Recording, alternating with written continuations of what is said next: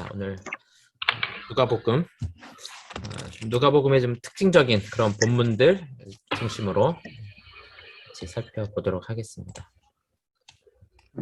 소리를 좀 제가 끄도록 하겠습니다.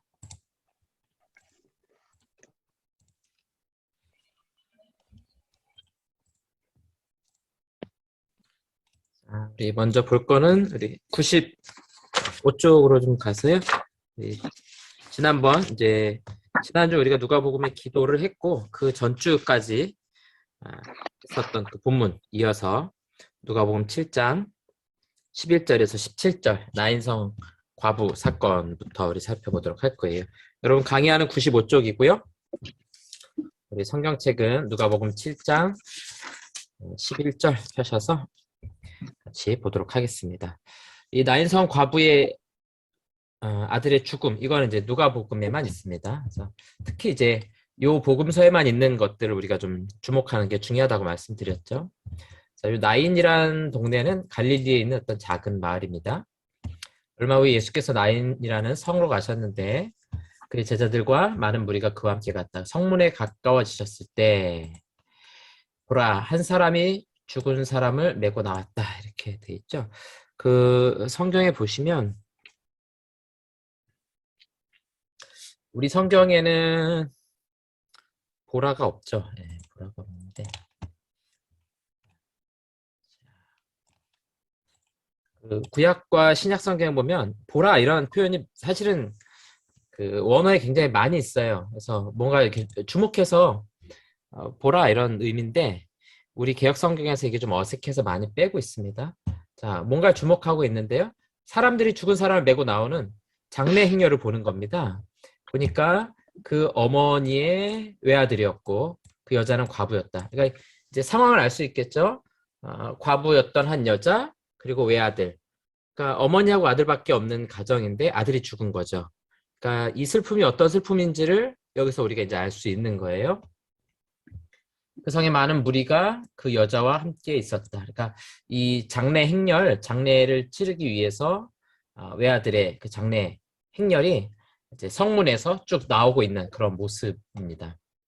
워낙 이 나인이라는 성이 작기 때문에 아마도 그 지역 사람들 다 알았을 것이고 온 동네 사람들이 아마 다 동참했겠죠.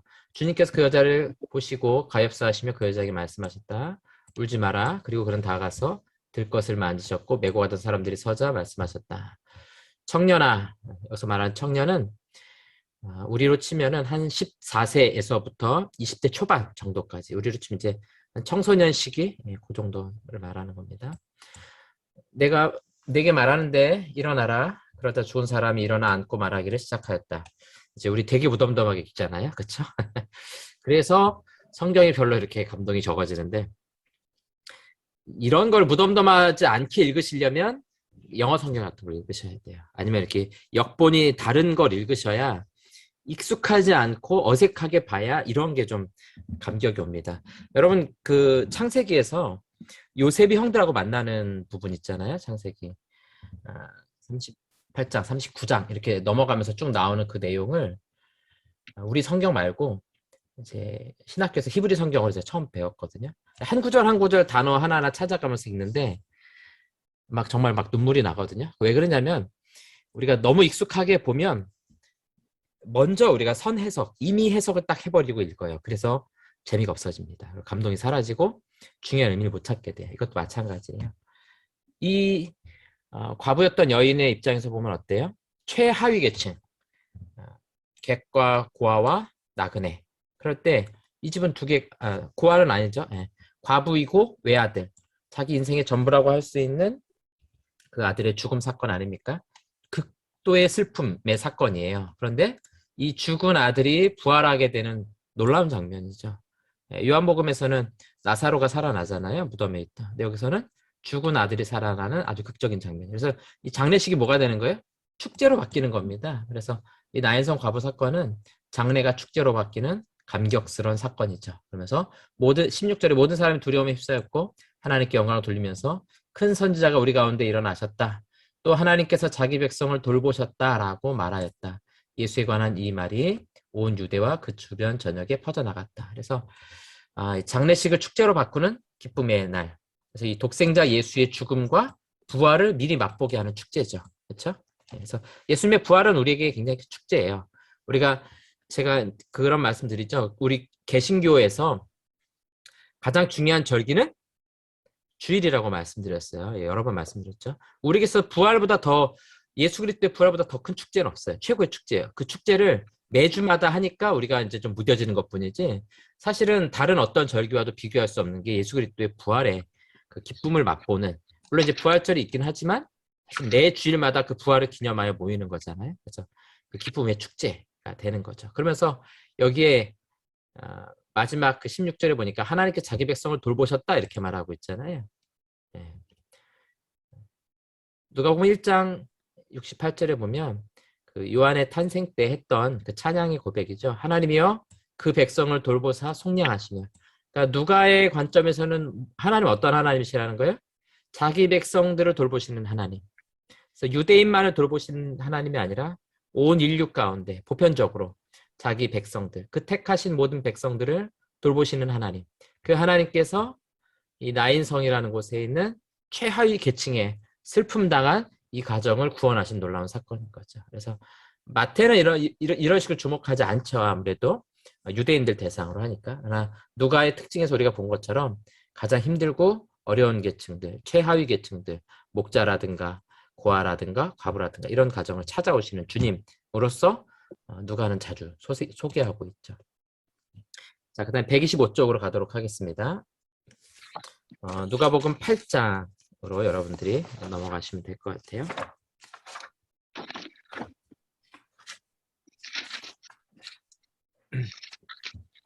자, 예수를 섬긴 여인들이 좀 등장하게 됩니다. 그 후에 성과 촌을 두루 여행하시며 하나님의 나라를 선포하시고 복음을 전하셨는데 12 제자도 그와 함께 있었고 악한 영들과 병들로부터 고침을 받은 어떤 여자, 그러면서 예수님 곁에서 따라다니면서 섬겼던 여자들에 대해서 소개하고 있어요.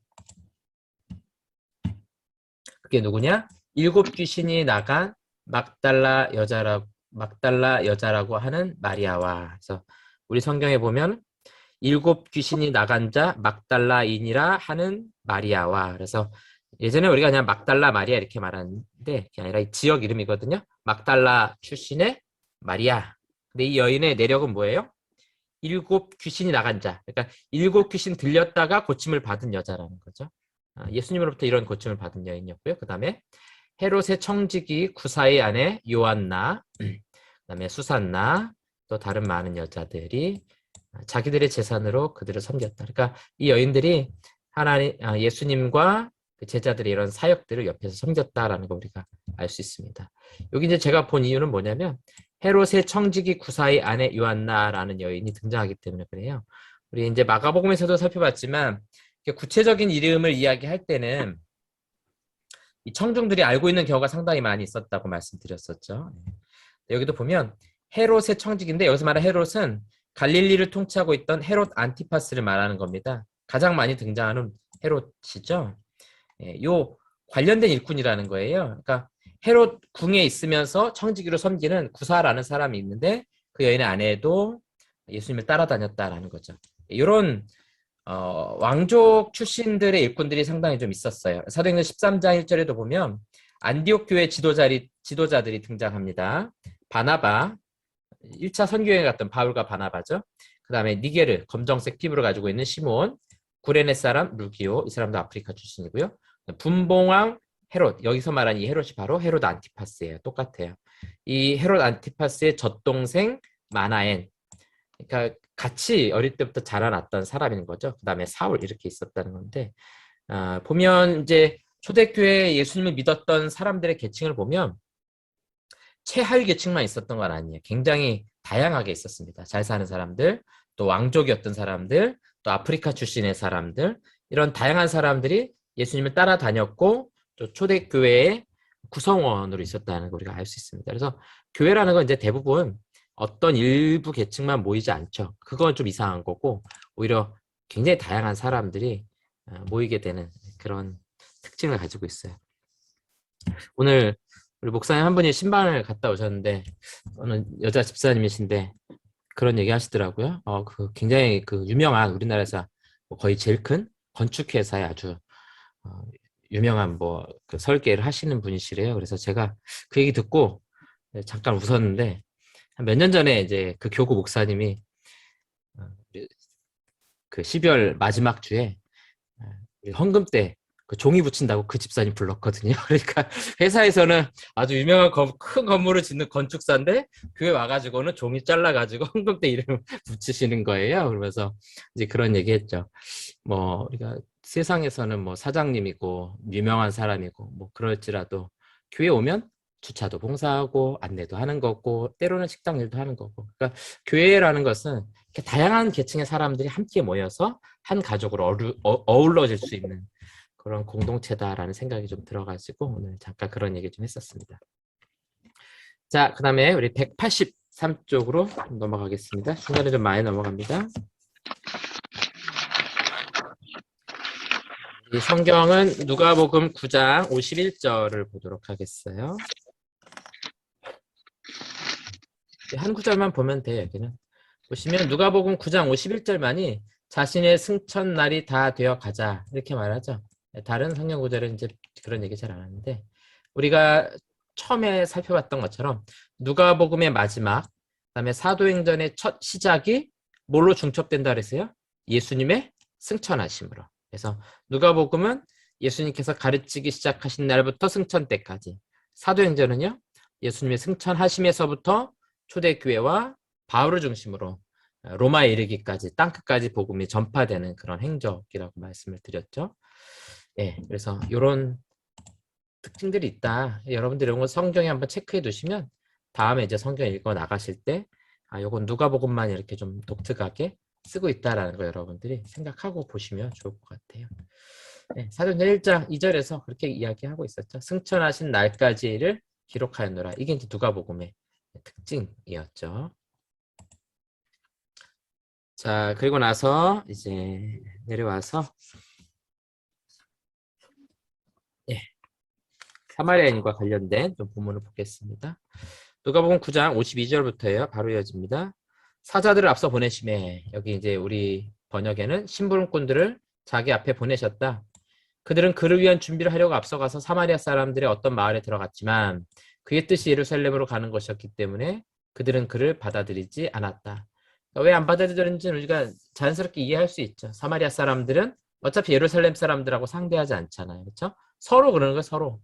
근데 이제 우리 생각에는 유대인들 입장에서 사마리아 사람들이 뭐 피가 섞이고 또 우리가 요한복음에서 보면은 그 그리심산에서 이제 제사도 드리고 막 그러니까 사마리아 사람들은 막 그렇게 된다고 생각하잖아요. 근데 실제로는 유대인들의 혈통이 다 섞여요.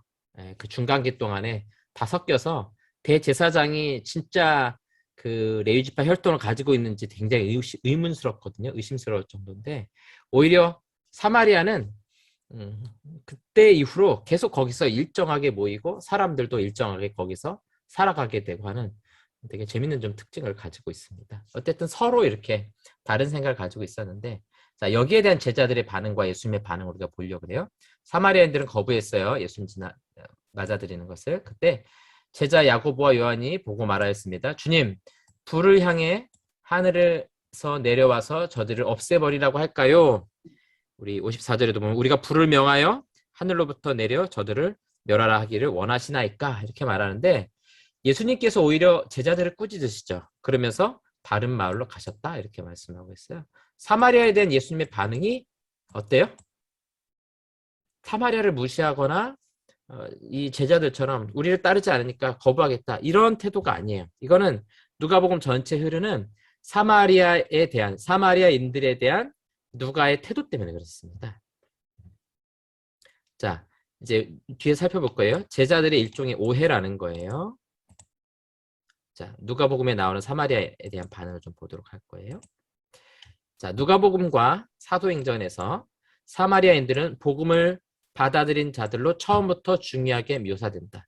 무슨 말이냐면 사마리아 사람들은 누가복음과 사도행전의 입장에서는 굉장히 좋은 평가를 하고 있는 겁니다. 복음을 받아들이는 자들, 순수하게 복음을 받는 자들이라는 거예요. 자, 보세요. 어떻게 평가하는지. 누가복음 17장 11절에서 17절 보니까 예수께서 예루살렘으로 가실 때 사마리아와 갈릴리 사이로 지나가시다가 한 마을에 들어가시니 나병 환자 10명이 예수를 만나 멀리 서서 자, 우리가 잘 아는 열 문둥병자 고침받죠? 근데 예수님의 발 아래 엎드려 감사하는 사람 누구예요? 사마리아 사람이라고요. 그러니까 누가가 보기에는 사마리아인 역시 이방인 중에 하나인 거예요. 유대 사람들 입장에서는 다른 헬라인이나 사마리아인이나 그냥 똑같아요. 다른 이방인일 뿐이에요. 그런데 그런 이방인들의 관점에서 볼 때 사마리아 사람 한 사람만이 와서 감사하고 있다는 이 기록. 당연히 이건 누구 입장에서 이런 기록을 중요시 여기겠습니까? 누가 입장에서 당연히 이런 글을 쓸 수밖에 없죠. 누가복음만이 이 사마리아인의 감사하는 태도에 대해서 이야기하고 있죠. 그러면서 그 아홉은 어디 있느냐? 예. 어디 있느냐? 이 질문 기억나세요? 네. 아담이 범죄했을 때 아담아 내가 어디 있느냐 이렇게 물으시잖아요. 예. 그때 그 질문은 뭐였어요? 어디 숨어 있는지 몰라서가 아니라 아담의 영적인 상태가 지금 어디 있느냐 그걸 묻는 거잖아요. 하나님과 아담 사이의 관계가 지금 어떤 상태에 있냐 그걸 묻는 거거든요. 여기도 마찬가지죠. 이 사마리아 사람은 예수님의 그 구원하심을 맛보게 되죠. 17장 19절에 보면 그에게 이르시되 일어나 가라 내 믿음이 너를 구원하였느니라. 반면에 나머지 9명은 병원 고침 받았으면 모르지만 이 구원의 감격을 맛보지 못하게 됐죠. 이게 누가가 보는 독특한 관점이에요. 이방인들은 이런 구원의 은혜를 감격을 누리게 되는 거죠. 오히려 여기 있던 유대인들은 그런 은혜를 받지 못하게 되는 거죠.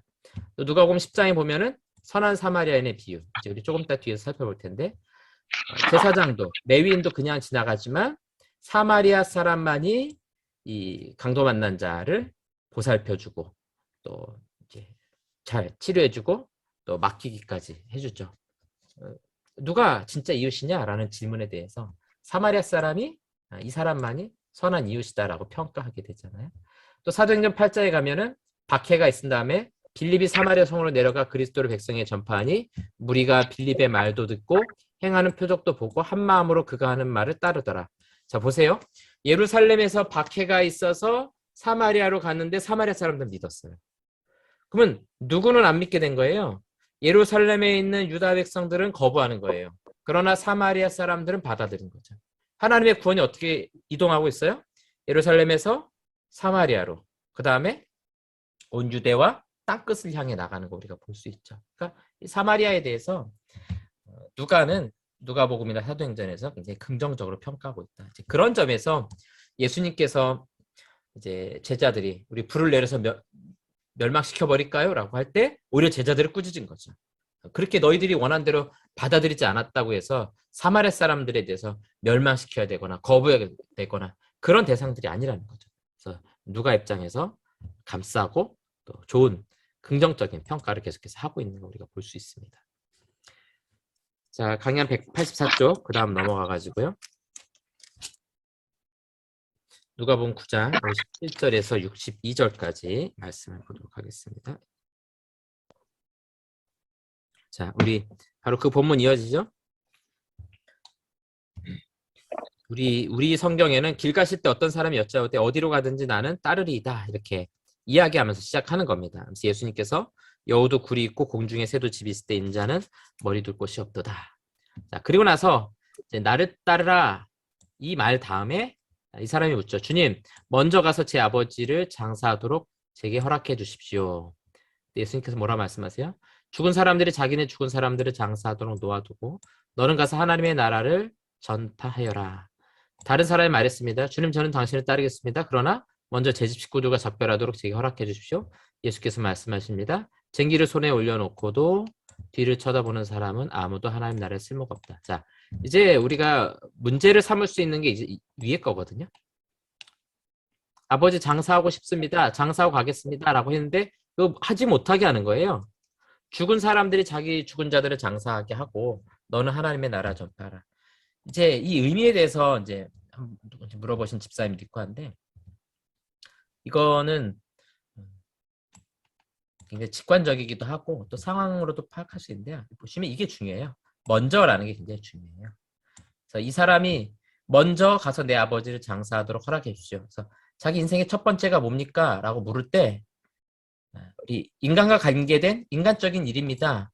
이거를 먼저 하고 싶은 거예요. 그래서 이제 이렇게 질문할 수 있죠. 이미 이분이 아버지가 돌아가신 상황이라면 이 자리에 갈 수가 없어요.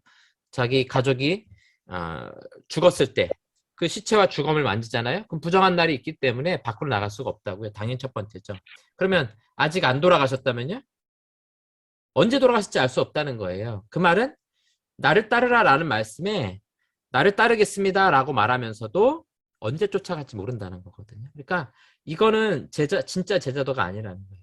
예수님을 따라간다라는 것은 인간적인 것들, 그런 것들보다 첫 번째라는 거예요. 그래서 요 빨간색으로는 먼저라는 것은 이게 가족 일이 먼저가 아니고 하나님 나라의 일이 먼저다라고 말씀하고 있는 겁니다. 이거는 되게 단순하고도 그냥 직관적으로 봐야 돼. 여기 뭐 무슨 다른 배경이 있고 그게 아니고 제자라는 건 뭐예요? 인생의 가장 먼저가 하나님의 나라라는 거예요. 주님 따라간다라는 거죠. 이게 굉장히 큰 도전이죠. 예. 우리도 예수님 믿는다는 거는 뭐가 우리 인생의 첫 번째라는 겁니까? 예수님이 따라가는 게 첫 번째거든요. 자기 인간적인 그런 관계들 이거는 먼저가 될 수 없는 거고 다 이제 두 번째가 되는 거죠. 예. 첫 번째 프로토 가장 근원이 되고 우선이 되는 게 바로 예수님을 따라가는 것. 그래서 그 뒤에도 이제 이런 비유를 하시죠. 쟁기를 손에 올려놓고 뒤돌아보지 마라. 쟁기를 붙잡은 자가 뒤로 본다는 건 뭐예요? 쟁기를 들었으면 앞으로 땅을 뭐 밟면서 나가야 될 거 아니에요. 뒤를 돌아본다라는 것은 여전히 다른 것들에 매여서 뭔가 앞으로 가지 못하고 있다는 거거든요. 그 예수님께서 분명히 말씀하시는 거예요. 예수님을 따라간다는 것은 바로 그런 길이라는 거죠. 그래서 장례하겠습니다. 작별하겠습니다. 이게 다 뭐예요? 뒤돌아보고 있는 사람들이에요. 자, 넘어갑니다. 그 다음에 184쪽 아래쪽을 보도록 하겠습니다. 70인의 전도대를 파송하는 장면입니다. 자, 이 일들 후에 주님께서 다른 72명을 세우셔서 자, 여러분 성경에는 70인이라고 돼 있을 겁니다. 근데 이제 우리 번역본에는 72명 돼 있죠. 실제 헬라어 성경에도 72명 돼 있는데 이 둘이라는 단어에 조금 각주가 붙어 있긴 해요. 그래서 어떤 사본에는 있고 어떤 사본에는 없고 그래서 70이라고 하는 경우도 있고 72라고 하는 경우도 있고 여러분 NIV 보면은 72라고 하고 있어요. 그러니까 여러분들이 이런 거 읽으시면서 이거 우리 성경에 문제가 있다 이렇게 생각할 수 있는데 이건 이제 사본들마다 조금 차이가 있어서 그래요. 근데 72인이라는 거는 성경하고 숫자가 좀 잘 맞아요. 왜냐하면은 12 곱하기 6이잖아요. 12지파라는 것을 잘 계산이 되고 우리 예전에 했던 70인역 여러분 들어보셨죠? 그 구약 성경을 헬라어로 중간기 때 번역한 거를 70인역이라고 부른다고 한번 말씀드린 적 있어요. 그래서 70인역을 쓸 때 로마자로 L, X, X 이렇게 쓰거든요. 그래서 L이라는 거는 로마자로 50, X는 10. 왜 시계도 보면 X라고 써져 있잖아요. 이게 10이거든요. 70이잖아요. 근데 이게 원래 전승에 의하면 72예요. 왜냐면은 각 지파별로 12지파별로 6명씩 여기서 곱하면 안 되죠. 12, 각 12지파별로 6명씩 뽑아내면은 72가 되거든요. 근데 이제 끝에 있는 이자는 딱 그냥 떨어뜨려서 간단하게 70인역, 70명이 했다. 뭐 이런 식으로 그냥 간단하게 보는 거죠. 105명 모였을 때 그냥 대충 100명 모였습니다. 이런 식으로 말하는 거하고 그냥 비슷한 원리입니다. 근데 이제 우리 누가복음 4번에는 조금씩 이제 차이가 있어서 그렇습니다. 그냥 우리는 우리 개역 개정 성경에 있는 대로 70인의 전도대다 이렇게 생각하시면 될 것 같아요.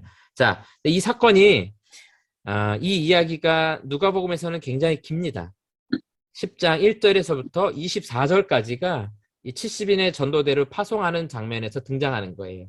누가복음만이 이 70인의 전도대를 보내는 사건을 비슷한 이야기는 있지만 70인이라고 기록하고 있는 것은 누가복음만이에요. 자, 그러면서 둘씩 자기 앞서 보내시며 2명씩 보내는 거 우리가 볼 수 있죠.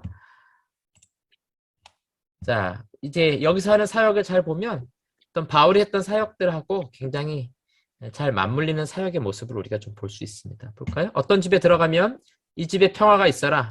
보통 샬롬 그러죠. 거기에 평화의 사람이 있으면 너희가 그 빈 평화가 그에게 머물 것이고 그렇지 않으면 너희에게로 돌아올 것이다. 너희는 그의 집에 머무르며 그들에게 있는 것을 먹고 마셔라. 일꾼이 자기 삭을 받는 것이 정당하기 때문이다. 복음을 전하면서 복음을 전하는 사람들을 영접해 준다면 거기서 그 대접해 주는 거 잘 받고 먹으라라는 거죠. 이제 이게 바울 역시도 이제 디모데에게 편지할 때 일꾼이 자기 삭을 받는 거 정당하다 이제 그런 이야기도 하게 됩니다. 자, 그래서 좀 뒤로 가면요. 11절. 너희 성에서 우리 발에 묻은 먼지도 너희에게 떨어버린다. 맞아들이지 않을 때 그렇게 한다는 거죠. 그러나 하나님의 나라가 가까워졌다는 것, 이것을 알아두어라. 그래서 두 가지 나오죠. 일꾼이 자기 삭을 받는 것이 맞고 거부하는 자들에게는 발에 묻은 먼지를 털어버려라. 이런 말씀 하셨다는 거죠. 자, 바울도 이런 이야기를 해요. 그래서 디모데전서 5장 18절을 보니까 성경에 일렀을 때 곡식을 밟았더는 소의 입에 망에 씌우지 말라 하였고 일꾼이 그 삭을 받는 것이 마땅하다 하였느니라. 그래서 이제 기본적으로 교회 사역자들이 교회에서 받는 사례비의 정당성에 대해서 말하고 있는 거죠. 이 말을 왜 하냐면 이거를 못하는 교회도 있었어요. 고린도 교회 같은 경우는 돈도 많고 큰 교회였지만 성숙하지 못하기 때문에 결국은 바울이 스스로 천막 만드는 일을 해가지고 먹고 생활을 했죠. 그러나 기본적으로 에베소에 있는 디모데를 향해서는 그곳에서 주는 사례비를 받고 살아라 이런 이야기를 하는 겁니다.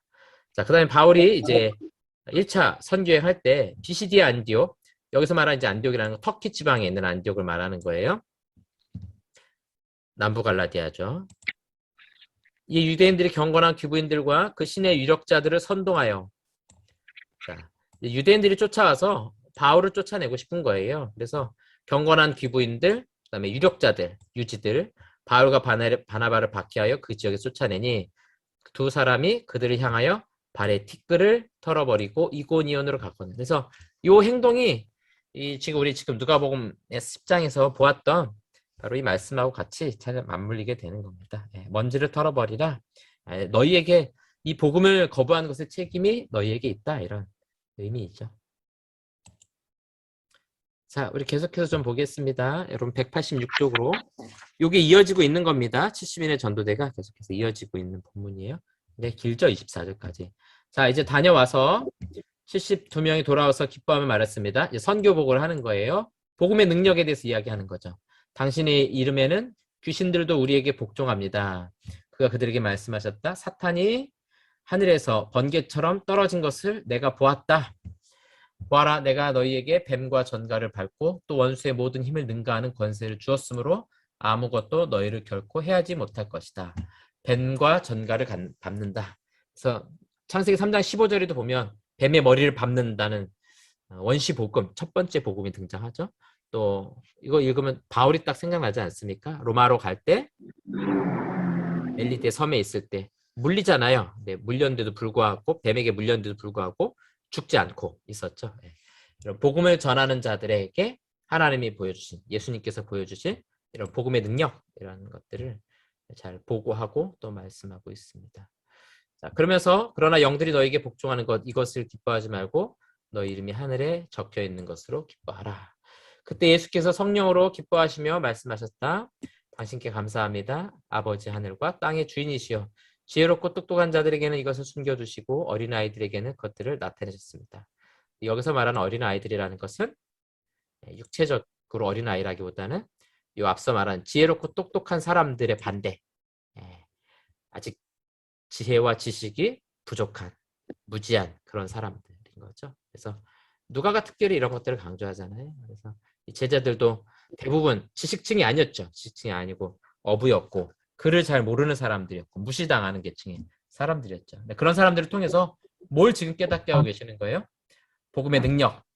하나님께서 사탄을 어떻게 물리치시고 귀신의 권세를 밟고 계신가라는 것을 깨닫게 만드시는 거죠. 그러면서 하나님 앞에 영광을 올려드리는 그런 감사의 기도입니다. 22절부터 볼까요? 모든 것이 내 아버지로부터 내게 주어졌습니다. 아버지 밖에는 아무도 아들이 누구인지 알지 못하고 아들과 그 아들이 나타내주고 싶어하는 사람 밖에는 아버지가 누구인지 알지 못합니다. 그는 따로 제자들에게 돌아가서 말씀하셨습니다. 너희가 보는 것들을 보는 눈이 복이 있다. 내가 너희에게 말하는데 많은 선지자들과 임금들이 너희가 보고 있는 것들을 보기 원했지만 보지 못하였고 너희가 듣고 있는 것을 듣기 원했지만 듣지 못하였기 때문이다. 자, 이렇게 감사 기도로 마무리하게 됩니다.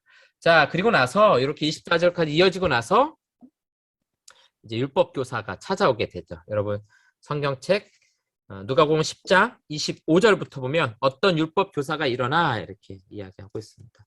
강의 안에는 187쪽으로 쭉 이어지게 됩니다. 그러면서 이제 이 율법 교사와 이야기하면서 선한 사마리아인의 비유에 대해서 이야기하게 됩니다.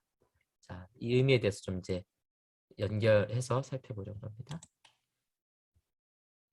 율법 교사의 질문이죠. 무엇을 하여 영생을 얻으리까? 우리 10장 25절에 보면 어떤 율법 교사가 일어나 예수를 시험하여 이르되 선생님이여 내가 무엇을 하여야 영생을 얻으리까? 이렇게 질문하는 거죠. 그러면서 예수께서 이르시되 율법에 무엇이라 기록되었으며 내가 어떻게 읽느냐?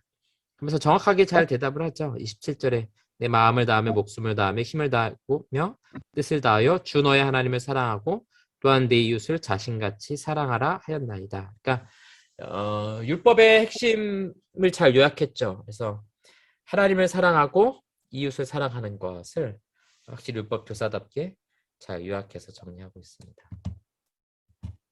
자, 그러면서 예수님께서 내 대답이 옳도다. 이를 행하라 그러면 살리라 하시니 그 사람이 자기를 옳게 보이려고 예수께 여짜오되 그러면 내 이웃이 누구니까? 이렇게 질문하게 됩니다. 그러니까 이 율법의 핵심이었던 하나님 사랑과 이웃 사랑 그 가운데서 그렇게 실천하라 라고 말할 때 여기 누가의 평가가 이거죠. 자기를 옳게 보이려고 이렇게 말하고 있죠.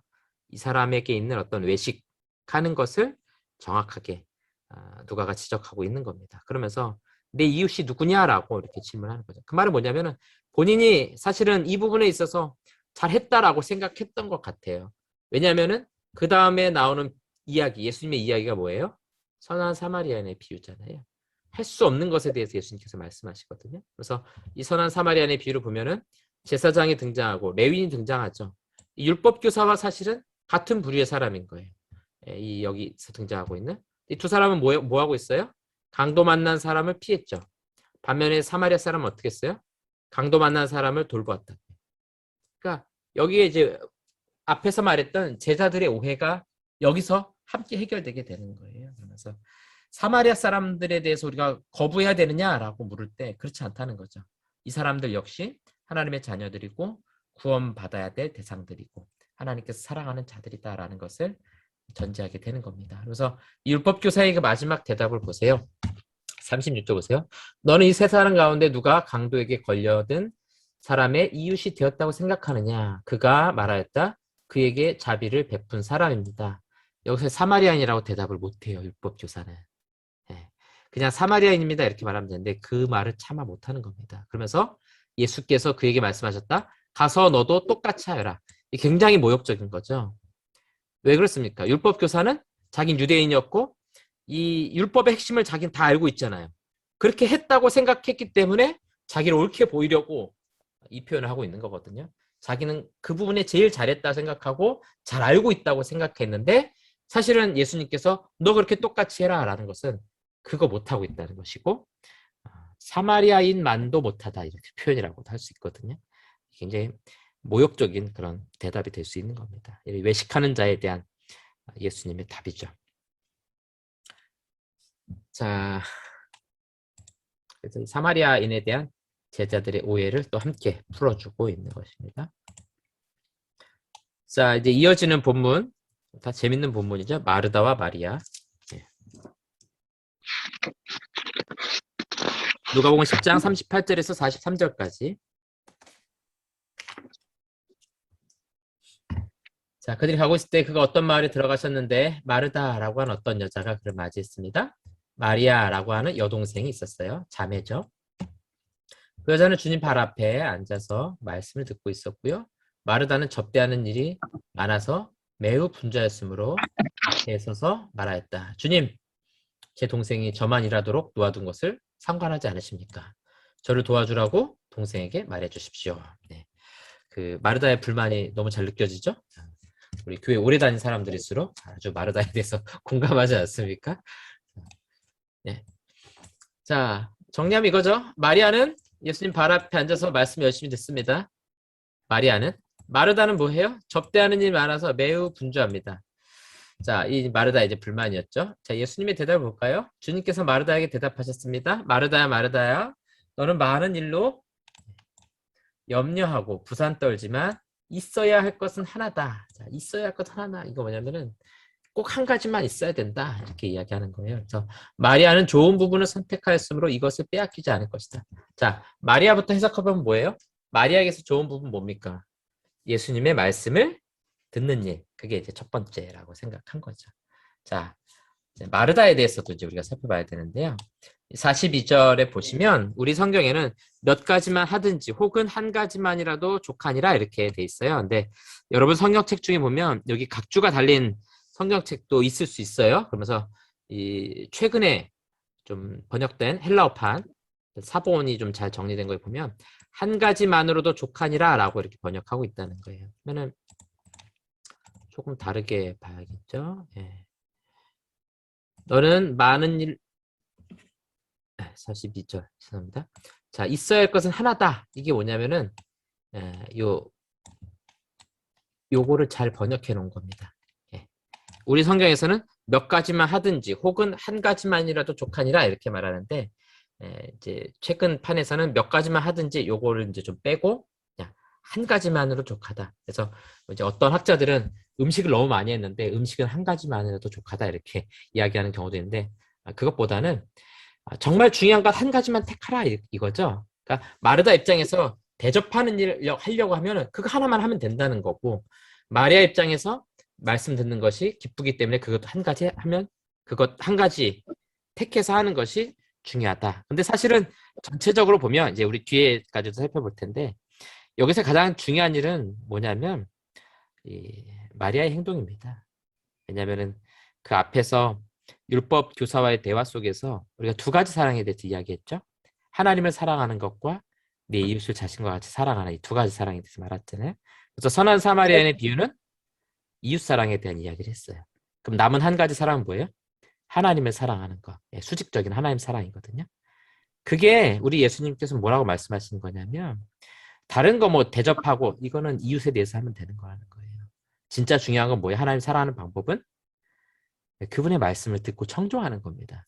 자, 뒤를 좀 보면 정말 그런가라는 걸 우리가 좀 볼 수 있어요. 자, 누가복음 10장 27절 우리 아까 했던 보았던 말씀이죠. 제가 지금 설명드린 거예요. 자, 율법의 가장 핵심이죠. 마음을 다하고 목숨을 다하고 힘을 다하고 뜻을 다하여 우리 지정이 전 인격, 전인을 다해서 하나님을 사랑하고 이웃을 자신과 같이 사랑하라는 거. 그래서 이거를 이제 이렇게 수직적인 사랑, 수평적인 사랑을 나눠보면 이웃사랑, 이웃에 대한 환대, 돌봄으로 나타나는 거죠. 이게 선한 사마리아인의 비유에서 나타나는 거예요. 그러면 하나님을 향한 사랑의 방식은 뭐냐? 말씀을 듣는 거예요. 환대라는 것은 대접하고 하는 거는 수평적으로 잘하면 되는 거죠.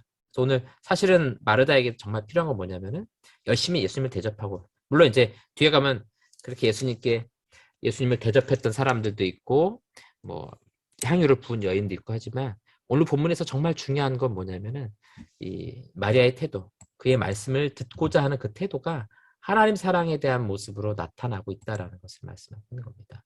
보세요. 여러분 강의 193쪽으로 넘어가세요. 11장 27절. 자, 보겠습니다.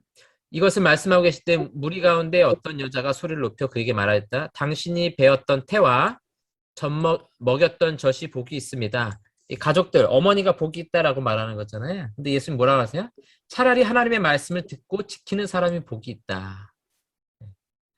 진짜 하나님을 사랑하는 자, 그렇게 해서 복받은 자 어떻게 드러난다는 거예요? 하나님의 말씀을 듣고 그래서 지키려고 하는 모습으로 드러나야 한다는 거죠. 그런 점에서 마르다와 마리아 사건은 물론 이걸 이제 다양하게 우리가 해석할 수 있지만 사실은 예수님을 잘 대접하는 것 그것도 좋지만 마르다의 마음속에는 뭐가 지금 자리하고 있는 거예요.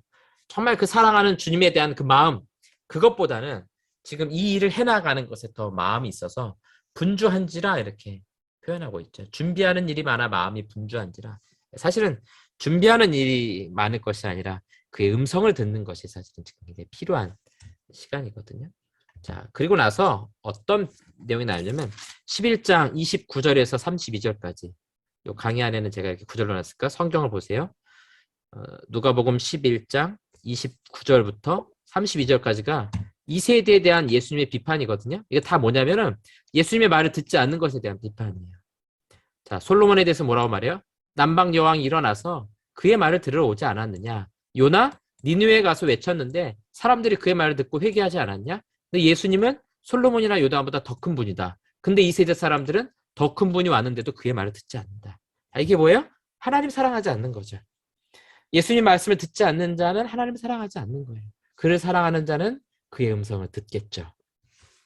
그런 점에서 마르다와 마리아도 사건에서도 하나님을 사랑하는 것이 그의 말씀을 듣는 것으로 나타나야 된다라는 것입니다. 자, 그리고 나서 이제 바리새인이 점심을 청하게 됩니다. 누가복음 11장 37절 보세요. 예수께서 말씀하실 때 한 바리새인이 자기와 함께 점심 잡수시기를 청함으로 들어가 앉으셨더니 예. 공포와 전율의 점심 식사가 되죠, 이게. 네, 굉장히 재밌습니다. 바리새인이 예수님 점심을 청했습니다. 네, 여기서 이제 예수님께서 바리새인에 대한 어마어마한 비판을 이제 쏟아내기 시작하는 거예요. 이게 마태복음 23장에서도 이 내용이 나오거든요. 여기는 근데 그냥 바리새인과 율법학자들이 예루살렘부터 예수께서 와서 이렇게 이야기하고 있어요. 그래서 뭐 그냥 뭔가 논쟁하는 분위기가 나는데 누가복음에서는 식사 자리에 초청했잖아요. 예수님하고 식사를 하고 있는데 거기서 바리새인에 대해서 엄청나게 비판하고 있는 거예요. 바로 코앞에서. 그래서 그 내용 자체로만 보면 마태복음이 아주 굉장히 그 강한 비판을 쏟아내고 있지만 분위기를 봐가지고는 누가복음이 바로 예수님 앞에서 어마어마한 그 비판을 지금 받아내고 있는 것을 볼 수 있어요. 볼까요? 38절에 식사하시기 전에 먼저 씻지 않는 것을 그 바리새인이 보고 이상하게 생각하였다. 속으로만 생각한 거죠. 왜 장로들의 전통을 따르지 않는가? 우리 유전을 따르지 않는가라는 것에 대해서. 자, 그러면서 비판을 쭉 해나가다가 44절 볼까요? 다른 건 우리가 마태복음 23장에서 봤으니까. 화 있을진저 너희여 너희는 평토장한 무덤 같아서 우리 이제 번역되어 있는 데는 보이지 않는 무덤과 같아서 이렇게 돼 있거든요. 그래서 평토장한 그랬을 때 잘 와닿지 않는데 여러분들 성경 중에 여기 설명이 붙어져 있는 게 있을 수 있어요. 여러분 성경 중에 친절하게. 그래서 보이지 않는이라고 각주가 달려있는 성경도 있습니다. 여러분 성경 보시면서 나는 이런 거 하나도 없는데 이렇게 생각하시는 분들은 이런 게 있는 성경을 보시면 좋아요. 그래서 성경을 고르실 때도 성경 말씀을 연구할 수 있는 그런 성경은 따로 그렇게 보시면 좋아요. 자, 그래서 이거는 보이지 않는 무덤이다 이런 뜻이에요. 평토장한 무덤이라. 자, 이제 이게 무슨 의미인가 볼게요. 이 지역에서는 원래 유대인들이 율법에 의하면 시체와 접촉하지 않아야 되잖아요. 그렇죠? 자기 부모가 돌아가셨거나 가족이 죽었으면 어쩔 수 없죠. 그 부정한 기간이 꼭 이제 따르게 되니까 어쩔 수 없는데 나도 모르는 사이에 예를 들어서 어떤 부정한 것과 닿았다. 그랬을 때 제사를 지내거나 뭔가 정결한 일을 하면 문제가 생기잖아요. 그래서 이 부정한 것을 안 닿으려고 굉장히 노력을 많이 하거든요. 그 중에 이제 제일 문제가 되는 게 뭐냐면은 이 무덤이에요. 시체.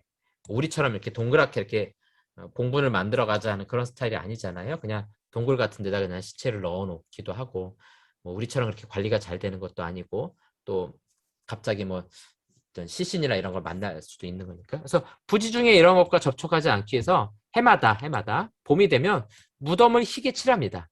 그래서 이 돌로 막아놓은 그런 무덤 같은 데를 잘 칠해가지고 여기는 무덤입니다 이렇게 알려주는 거예요. 뭘로 칠하겠어요? 뭐 우리 회칠한 무덤 그런 표현 있잖아요. 그런 것들로 칠하는데 우리처럼 페인트로 칠하는 게 아니잖아요. 유성 페인트로 칠해가지고 절대 안 지워지는 그런 게 아니고 시간이 지나면 금방 지워지는 거예요. 그래서 매년마다 하는 거거든요. 보이지 않는 무덤이라는 건 뭐예요? 칠하지 않은 거예요. 무덤인지 아닌지도 모른다는 거죠. 그러니까 자기도 모르게 부정한 것과 접촉할 수 있고 닿을 수 있는 거 이게 이제 보이지 않는 무덤이거든요. 근데 바리새인들이 그렇다는 거예요. 겉으로 보기엔 그냥 뭐 동굴인지 뭔지 알 수가 없어요. 근데 그 속에는 뭐가 있는 거예요? 시체가 있는 거죠. 죽은 시체가 있는 거죠. 그게 바리새인들의 모습이라는 거예요. 그래서 사람들이 그 위를 밟고 다니지만 알지를 못하기 때문이라. 이런 외식하고 있는 태도들, 겉으로는 아무렇지도 않은 것처럼 하나님을 사랑하는 것처럼 말하고 있지만 사실은 자기 자신도 모르는 거죠. 스스로도 속이고 있는, 자기 속에 있는 그런 더러운 것들이 가득한 자들. 자, 그럴 때 45절 보니까 율법사들 가운데 누가 그에게 대답하였다. 선생님, 이렇게 말씀하시면 저희까지도 모욕하시는 겁니다. 이렇게 이야기하는 거죠. 우리 개역개정에는 아주 부드럽게 써놨죠. 우리에게 모욕하심이니이다. 이렇게 나는데 교수님 아주 딱 대놓고 저희까지도 모욕하시는 것입니다. 딱 이렇게 그래서 번역을 재밌게 해놓으셨어요. 자, 그 다음에 넘어가 볼까요? 98쪽. 자, 너희 율법사들에게 화가 있다. 자, 이번에 이제 율법사들에게 계속 말씀하시죠. 52절. 예. 화 있을진저 너희 율법교사여. 이렇게 말하죠. 너희는 지식의 열쇠를 치우고 너희 자신도 들어가지 않았고 들어가는 사람들도 막았기 때문이다. 그가 거기서 나오시자 율법학자들과 바리새인들이 독하게 앙심을 품고 그에게 많은 질문을 퍼붓기 시작하였고 그의 입에서 나오는 무엇을 꼬투리 잡으려고 그를 지켜보았다. 자, 이제 본격적으로 누가복음에서 예수님과 이 종교 지도자들 사이에 대치 국면으로 들어가기 시작하는 거예요. 이제 누가복음 4장에서 이미 예수님께서 자기 고향 나사렛에 있는 회당에 들어가셔서 선지자 이사야의 글을 읽고 자신의 사역에 대해서 이야기하죠. 그러면서 동네 밖으로 쫓아내어 그 동네가 건설된 산 낭떠러지까지 끌고 가서 밀쳐 떨어뜨리고자 하되 예수께서 그들 가운데로 지나서 가시니라. 4장에서도 고향 사람들이 죽이려고 했는데 나오셨거든요. 그리고 나서 이제 12장에서부터 11장에서부터 이제 본격적으로 유대의 종교 지도자들과 갈등 관계로 이제 들어가기 시작하는 겁니다. 이런 것들도 여러분 좀 주목해서 보셔야 돼요. 어디서부터 처음으로 유대인들이 예수님을 죽이려고 하는가, 이제 그런 본문들이 중간중간에 잘 보이지 않지만 나오게 되거든요. 그래서 여러분들 이제 공감복음 하면서 이제 느끼시겠지만 예수님의 그 일생의 사역들을 보면 어때요? 병든 사람들, 귀신 들린 사람들, 약자들 이런 사람들과는 죄인들 이런 사람들과는 허물 없이 어울리시고 같이 먹고 마시고 치료해 주시고 따뜻한 주님이시죠. 그러나 종교 지도자들, 유대인들하고는 어때요? 아주 극한의 대치로 갈 정도로 예수님께서 아주 강하게 비판할 정도로 심하게 말씀을 하시거든요. 그래서 예수님의 삶 자체가 이 계속해서 갈등 관계로 몰고 가면서 마침내 죽임 당하시는 걸로 끝나게 되는 겁니다. 자, 이제 12장으로 넘어가면서 예수님께서 바리새인들의 누룩을 주의하라 이렇게 말씀하시거든요. 네, 외식이죠. 효모라고 번역하기도 있고요. 그래서 이들과 이런 갈등 관계로 넘어가면서 이들의 외식에 대해서 경고하시고 누가복음은 특히 이 바리새인들이 돈을 사랑하는 것에 대해서 굉장히 심하게 경고합니다. 네. 다른 성경과는 조금 차이가 있어요. 이것과 관련된 비유를 대놓고 말씀하실 정도거든요. 그래서 우리가 이걸 좀 주목하셔야 돼요. 바리새인들의 이런 외식하는 모습들. 그러니까 돈에 대해서 이야기하는 건 뭐냐면은 결국은 하나님을 사랑하는 것이 아니라 이 종교 지도자들은 돈을 사랑하는 사람들이었다라고 이들의 실체에 대해서 예수님께서 고발하고 계시는 겁니다. 돈을 사랑하는 바리새인. 이제 16장에 가면 대놓고 말합니다. 저들은 돈을 사랑함으로 이렇게. 자, 하나님을 사랑한다고 말하는 이들의 거짓, 외식, 누룩은 이게 부풀게 하는 거잖아요. 예. 별거 없는데 확 부풀어 오른 그런 모습들에 대해서 비유적으로 말씀하고 계시는 겁니다. 자, 우리 200쪽으로 가도록 하겠습니다. 누가복음에만 나오는 재밌는 비유죠. 어리석은 부자의 비유. 12장 13절에서부터 21절까지가 잠시만요. 여기 먼저 나가야 되죠. 누가복음 12장 13절에서 15절에 나오는 한 사람이 와서 형하고의 그 재산을 나누는 문제를 이야기해요. 그리고 나서 어리석은 부자의 비유가 등장합니다. 자, 그러면 12장 1절에서부터 21절까지 어떤 순서대로 등장하는지 여러분 잘 기억해 보세요. 바리새인들의 외식에 대해서 주의하라고 말씀하시죠. 그러고 나서 한 부자가 와서 재산 나누는 이야기를 하죠. 그러면서 어리석은 부자 이야기를 해요. 바리새인의 외식, 돈 문제, 어리석은 부자의 돈 문제. 예수님께서 뭘 이야기하려고 하는지 이렇게 문맥을 통해서 느껴보시면 돼요. 그리고 나서 이제 22절부터 그 뒤에까지 34절까지 쭉 나오는 이야기가 염려하지 말아라. 하나님 하늘 아버지께서 먹이시고 입히신다. 이제 그 말씀을 쭉 하시죠. 그리고 마지막에 이제 33절과 34절에 가서 구제에 대한 이야기, 하늘에 보물을 쌓으라라는 그런 말씀을 하게 되시는 겁니다. 그래서 이걸 다 이제 묶어서 우리가 이해를 해야겠죠. 당연히 바리새인들은 하늘에 보물을 쌓지 않는 사람들인 거죠. 이 세상에 보물을 쌓고 있는 사람이죠. 그래서 이 어리석은 한 부자 이야기는 결국은 바리새인에 대한 이야기입니다. 보겠습니다. 누가복음 12장 13절 15절. 무리 가운데서 누가 그에게 말했습니다. 선생님, 유산을 저와 나누라고 제 형제에게 말씀해 주십시오. 예수님께서 말씀하시죠. 이 사람아, 누가 나를 너희들의 재판관이나 집행인으로 세웠느냐? 너희는 조심하여 모든 탐심으로부터 자신을 지켜라. 누구에게나 그의 생명은 그의 소유물에 넘치는 것에 달려있지 않기 때문이다. 자, 이 유산 문제 결론 뭐예요? 탐심을 물리치라는 거예요.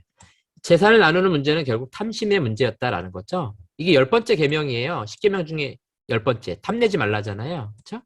여러분, 그 1계명에서부터 10번째까지 계명, 1에서부터 4까지가 하나님에 대해서, 5에서부터 10번까지가 인간에 대해서잖아요. 근데 10번째 계명은 좀 독특합니다. 이거 눈에 안 보이는 거예요. 그렇죠? 다른 거는 다 눈에 보이는 계명들이잖아요. 뭐 살인하고 간음하고 부모 공경하고 이거 다 눈으로 보이게 되는데 탐내지 말라는 건요. 전혀 겉으로 티 안 낼 수 있어요. 겉으로 훌륭한 목사인 척 하면서 속에는 돈에 대해서 엄청 예민하고 돈을 엄청 많이 모으고 싶고 그것 때문에 하는 사람도 있을 수 있겠죠. 제가 일부러 다른 직분은 말 안 한 겁니다. 제 입으로 했으니까 제 직분을 대놓고 말한 거예요. 그럴 수 있거든요. 정말 아닌 줄 알았는데 나중에 알고 봤더니 거기에 탐심이 있는 거죠. 그래서 십계명에서 이미 탐내지 말라라고 말한 것은 우리 마음속에 은밀한 죄에 대한 이야기예요. 그래서 사실은 이게 하나님 섬기는 것과도 관계가 있어요. 보세요. 너는 나 외에 다른 신을 섬기지 말라, 두지 말라 이렇게 말씀하고 있잖아요. 그게 탐심하고 연결이 돼요.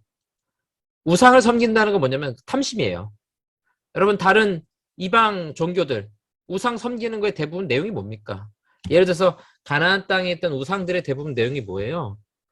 성적인 거잖아요, 다. 그리고 잘 먹고 잘 살기 위한 우상들이에요. 바알과 아세라 신이 뭡니까? 하늘에서 비를 내려서 땅에서 소출을 내는 거예요. 남자와 여자의 관계. 그래서 성전 안에서 아주 음란한 행동들을 하는 거예요. 비를 내려달라고.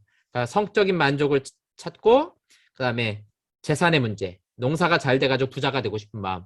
그걸 두 개를 채워주는 게 바알과 아세라 신이거든요. 탐심에서부터 시작하는 거예요. 우상 숭배는 다 탐심인 거예요. 자, 이렇게 비판하죠. 그리고 나서 어리석은 부자의 비유를 예수님께서 말씀하고 있는 겁니다. 자, 하나님의 평가, 어리석은 사람아 이렇게 말하죠. 어떤 부유한 사람이 밭에서 많은 수확을 얻자. 16절에 17절 속으로 궁리했습니다. 내 곡식을 쌓을 곳이 없으니 어떻게 할까? 이렇게 하자. 내 창고를 헐고 더 큰 것을 지어서 거기 모든 곡식과 내 좋은 것들을 쌓아두자. 그리고 내 영혼에게 말하자. 영혼아 여러 해 쓸 좋은 것들을 많이 쌓아두었으니 편히 쉬고 먹고 마시고 즐겨라. 문제 있어요? 이거 이 세상 사람들한테 아무 문제 없는 거 아닙니까? 인생의 제일 중요한 목표 아니에요? 잘 먹고 잘 사는 거. 그것보다 더 중요한 목표가 어디 있어요? 없죠. 그렇죠? 자, 뭐, 교회 다니는 우리도 잘 먹고 잘 살기 위해서 열심히 직장도 다니고 공부도 하고 하죠? 네. 뭐 그거 당연히 해야 되는 거죠. 당연히 해야 되는 건데 오늘 예수님께서 말씀하고 있는 중요한 여기서 중요한 의미. 이거 어떻게 보면은 이 세상에서 지혜로운 거 아닌가요? 이거 곡식을 어떻게 잘 관리할 것인가? 창고를 많이 넣고 잘 관리해가지고. 근데 하나님께서 왜 어리석은 사람이라고 말하고 있는가? 여기까지는 다 좋아요. 이거 세상의 지혜거든요. 영적인 지혜가 없다는 거예요. 그래서 어리석은 사람이라는 거죠. 이 밤에 사람들이 내 목숨을 내게서 빼앗아갈 것이다. 그러면 내가 마련해 놓은 것들은 누구의 것이 되겠느냐? 자신을 위해서는 재물을 쌓아놓으면서도 하나님을 향하여는 넉넉하지 못한 사람이 이러하다. 그러니까 이 어리석은 사람아 이 비판은 뭐예요? 이 세상에서는 준비됐지만 이 세상 이후에는 아무것도 준비가 안 된 사람인 거예요. 그렇죠? 예. 우리 아까 그 율법학자의 비유 여러분 율법교사 찾아왔을 때 이야기 여러분 생각나시죠? 그거 계속 생각하면서 보세요. 사마리아인처럼 그렇게 해라. 너가 가지고 있는 거 다른 사람에게 나눠주고 섬겨라, 베풀어라. 여러분 그 본문을 같이 가지고 생각하면서 보세요. 자, 자신을 위해서는 재물을 잘 쌌어요. 하나님을 향해 넉넉하지 못했대요. 그럼 하나님을 향해 넉넉하게 하라는 게 뭐예요? 헌금 많이 하라는 건가요? 하나님이 돈이 없어가지고요? 온 우주가 하나님 건데 뭐 그게 없어가지고 하나님이 아쉽겠어요? 하나님이 향한 넉넉함이 뭐냐? 이제 그거를 잘 읽어내는 게 중요한 겁니다. 누가복음에서 말하고 싶은 하나님을 향한 넉넉함이 어디에 있는가? 그래서 선한 사마리아인의 아까 그 이야기, 율법교사 이야기 10장 그 이야기를 함께 생각하시면서 보고 뒤에 가서 33절과 34절에 거기에 대한 답을 잘 정리해주고 있어요. 예수님께서 아주 친절하게. 볼까요? 너희 소유를 팔아서 자선을 베풀어라. 너희 자신을 위하여 낡지 않는 주머니 곧 없어지지 않는 하늘의 보물을 만들어라. 여기 잘 답을 말해주고 있죠. 그 소유물 가지고 쌓아두지 말고 이웃사랑 하는데 써라. 그게 뭐라는 거예요? 하늘의 보물을 만드는 방법이라는 거죠. 그러니까 어리석은 부자의 비유의 핵심 뭐예요? 자기를 위해서 쌓는 자가 되지 말라는 거죠. 그걸 가지고 하늘 창고를 만드는 일. 하나님을 사랑하기 때문에 이웃을 환대하고 섬기고 돕는 일에 그걸 가까이 열심히 쓰라는 거죠. 그 이야기의 하늘의 보물 창고 이야기는 거기는 도둑이 가까이 하지 못하고 좀도 슬지 못한다. 너희 보물 있는 곳 거기에 너희 마음도 있을 것이기 때문이다. 그래서 선한 사마리아인이 뭘 잘한 거예요? 하늘의 보물 창고에 잘 쌓아둔 사람인 거예요. 그 사람은. 율법 교사는 그걸 못한 사람인 거예요. 왜 여기 나오는 어리석은 비유는 못한 거죠. 바리새인들은요 못하고 있는 사람들인 거예요.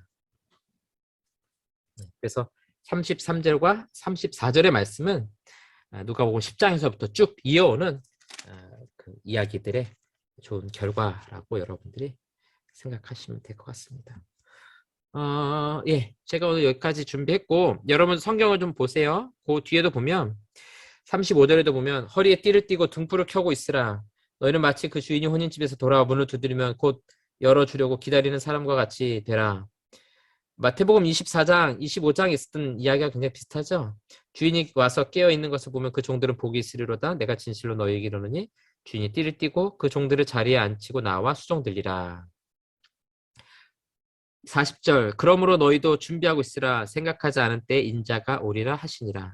자, 여기서 말하는 40절에서 말하는 준비하고 깨어있으라. 여기서 무슨 의미일까요?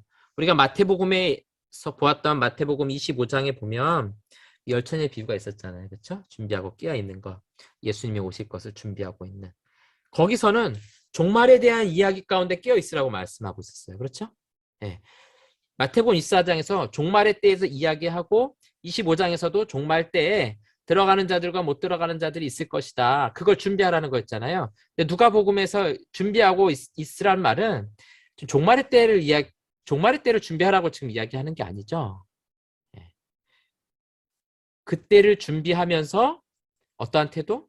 이웃 사랑하는 삶의 태도를 준비하라는 거잖아요. 앞에서 이 어리석은 부자가 언제 이 세상을 떠나가게 될지 모르는데 정말 중요한 걸 준비하지 못하고 있었잖아요. 그러니까 누가복음에서 말하는 준비하고 있으라 인자가 오리라 여기서 말씀하고 있는 것은 언제든 주님이 오실 수 있다는 걸 생각하고 나를 위해서 쌓아두는 삶이 아니라 하늘의 보물창고에 쌓아두는 자선을 베풀라라고 말씀하고 있는 이 원리를 실천하며 살아가는 거. 너희 소유를 팔아 구제하여 낡아지지 아니하는 배당을 만들라. 이걸 열심히 하는 게 준비하고 깨어있는 자의 태도라고 누가복음 이야기하고 있는 거예요. 그러니까 마태복음에서도 비슷한 말을 하고 누가복음에서도 비슷한 말을 하지만 그 말을 하고 있는 목적은 조금씩 다르다는 거예요. 이게 우리가 공간복음을 통해서 이런 차이가 있다는 것을 느껴야 돼요.